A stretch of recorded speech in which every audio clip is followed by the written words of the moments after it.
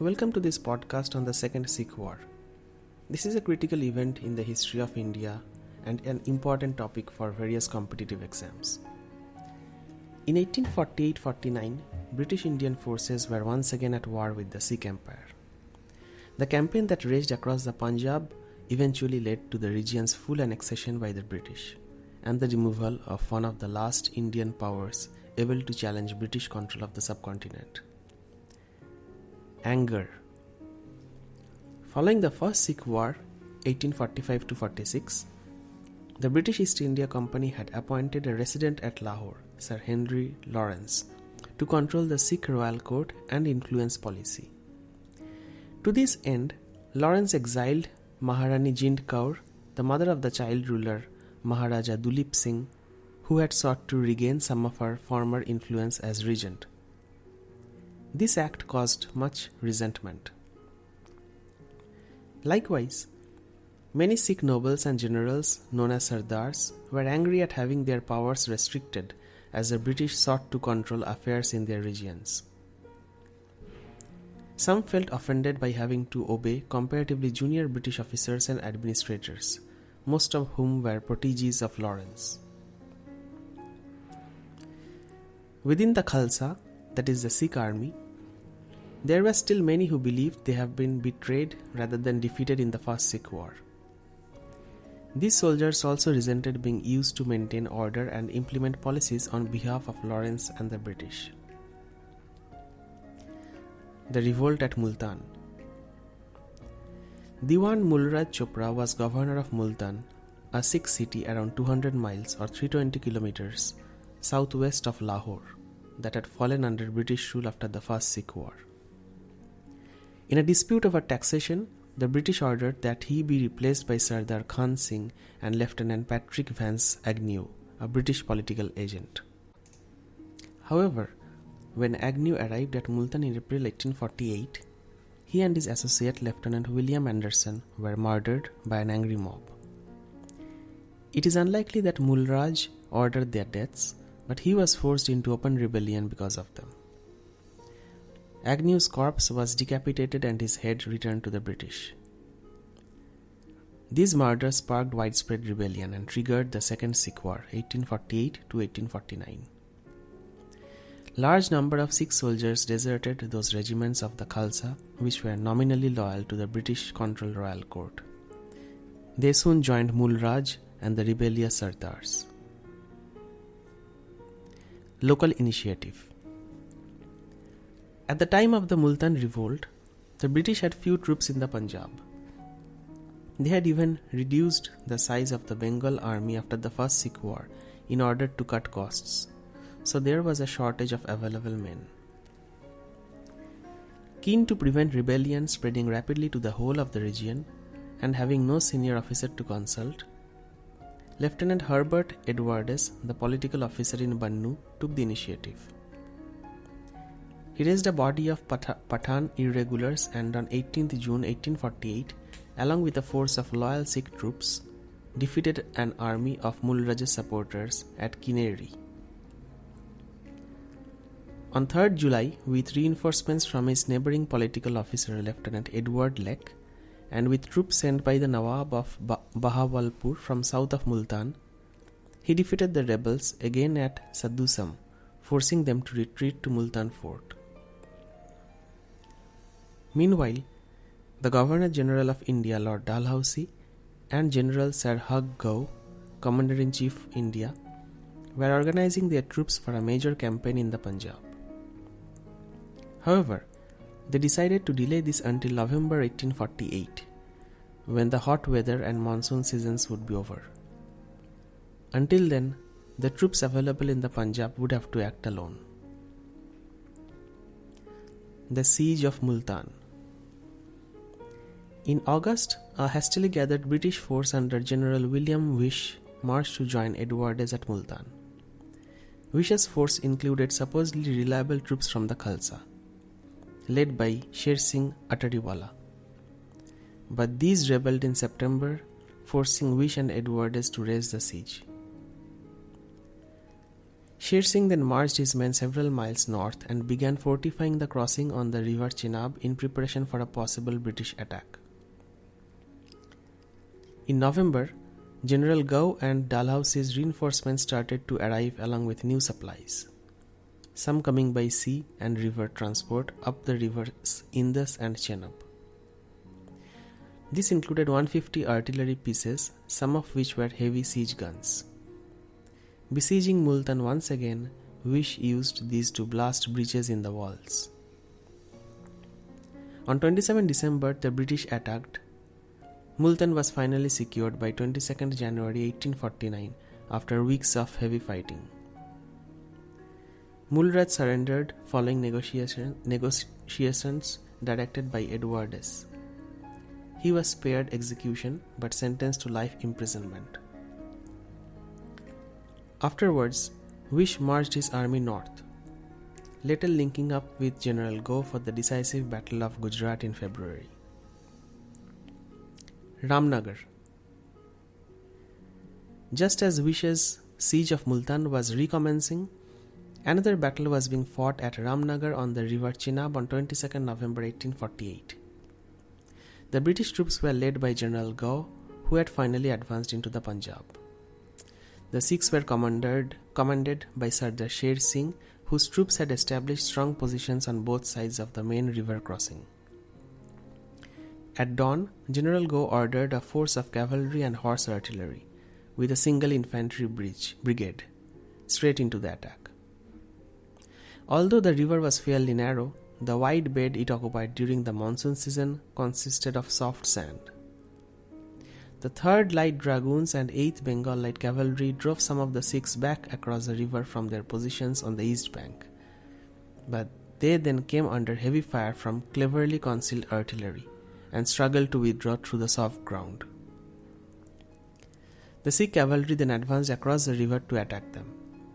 General Gau ordered the 14th Light Dragoons and the 5th Bengal Light Cavalry to counterattack.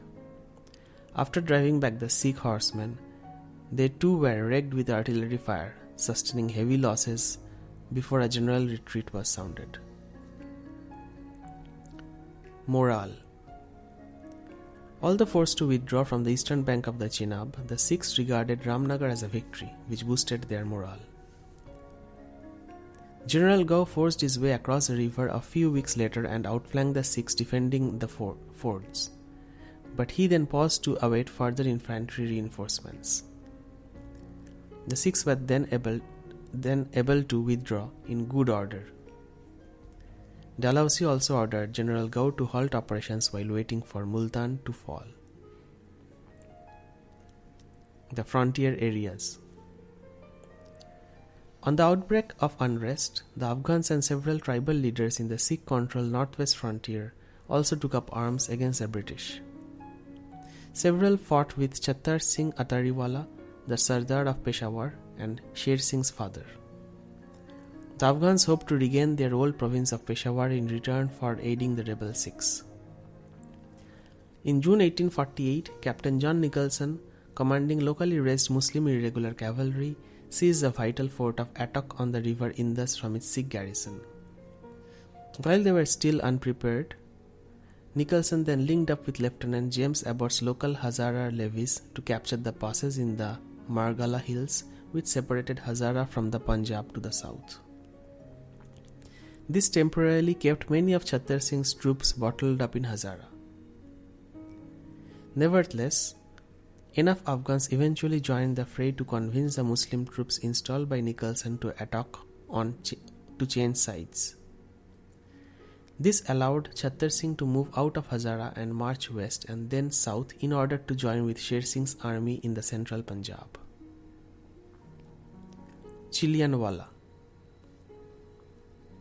Learning of the fall of Attock, Dalhousie now ordered General Gau to defeat Sher Singh before Chattar Singh's troops could join him and strengthen his force. General Gau met Sher Singh on 13 January 1849 near the village of Chilianwala, located on the river Jhelum and around 90 miles or 145 kilometers northwest of Lahore. General Gau's men launched a frontal attack on the Sikh positions, advancing through thick scrub that hid the Khalsa's artillery. Outstripping their accompanying battalions of native infantry, the 24th or the 2nd Warwickshire Regiment arrived upon the enemy prematurely. Under instructions not to fire, they fixed bayonets and charged the artillery crews. In this gallant but foolhardy attack, the regiment suffered 515 casualties, including 238 killed. Their conduct, wrote General Sir Charles Napier, has never been surpassed by British soldiers on a field of battle.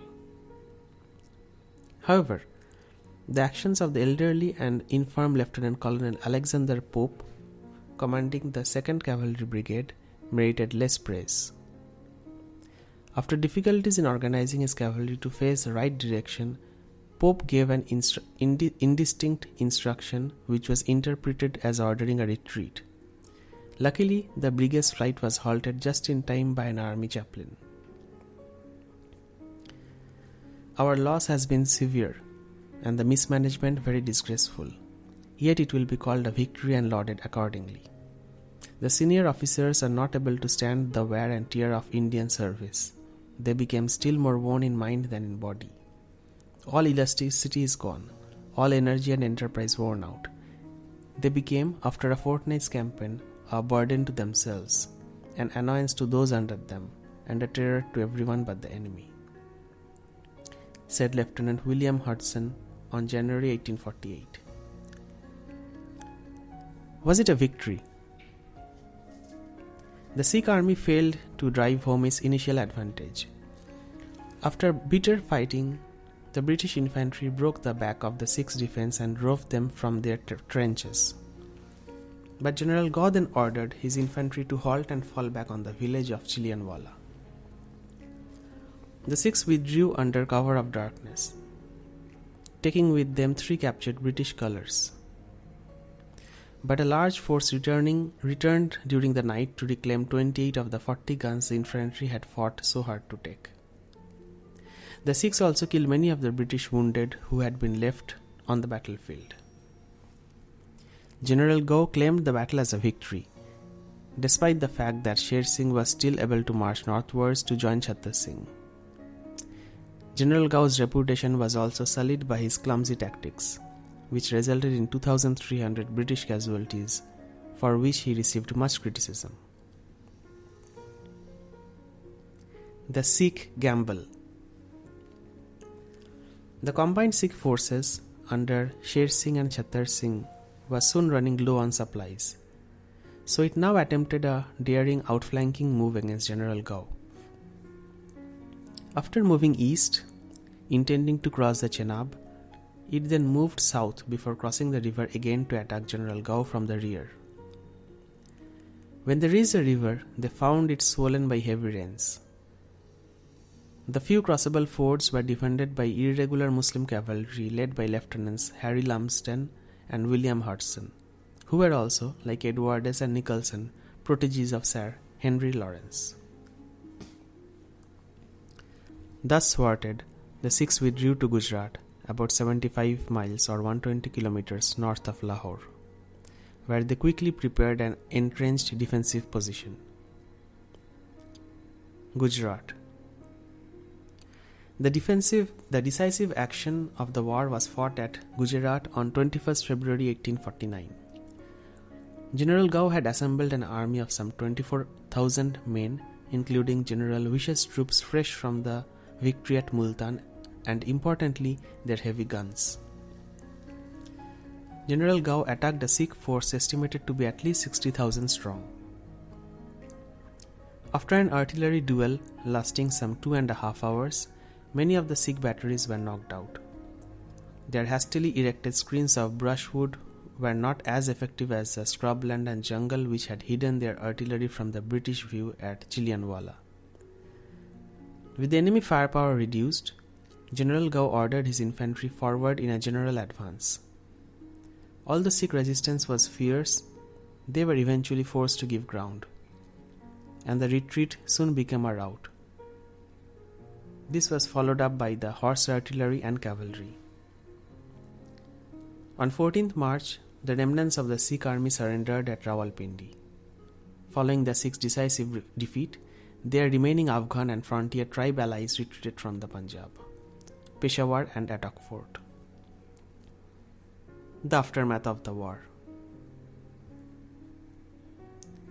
Maharaja Dulip Singh was deposed and his mother, the regent, was replaced by a new council of regency under the direction of the British resident in Lahore, Sir Henry Lawrence. The Punjab and the northwest frontier were both annexed by the British Empire on 29th March 1849.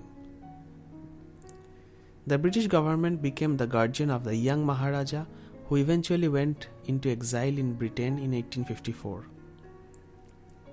He made 2 brief visits to India, but when he attempted to return there again in 1886, he was intercepted at Aden and forced to return to Europe. He died in Paris in 1893. Chattar Singh and Sher Singh were initially placed under surveillance, but later imprisoned at Allahabad. They were released from confinement in 1854 and permanently exiled from the Punjab. Chattar Singh died in Calcutta in 1855. His son passed away 3 years later at Benares. The Punjab Medal was awarded to the officers and men of the British Army and Bengal Army who served in the Punjab between 7th September 1848 and 14th March 1849. Although the British had emerged victorious, the enormous casualties inflicted on their better equipped forces in battles like Chilianwala undermined their aura of invincibility. The 2 Sikh conflicts served to weaken British prestige, which had already been knocked by the setbacks of the First Afghan War 1839-42, and this no doubt emboldened some of those who rose up against British during the Indian Mutiny 1857-59. Recruitment. Following the annexation of the Punjab, the British began to recruit Sikhs into their military, impressed by the fighting qualities the Khalsa had displayed. The Sikhs were designated a martial race and went on to provide a disproportionate number of recruits to the East India Company's forces and later the Indian Army. The newly recruited Sikhs played a major role in safeguarding British rule during the suppression of the 1857 Rising. Somewhat ironically, they fought against many of the high-caste Hindu sepoys of the Bengal Army who had served on the British side in the Sikh Wars. One of the main factors in making those sepoys rebel in 1857 was the extension of British recruitment to Sikhs, Muslims and lower caste Hindus from the late 1840s onwards, as this was seen as a threat to their traditional social status.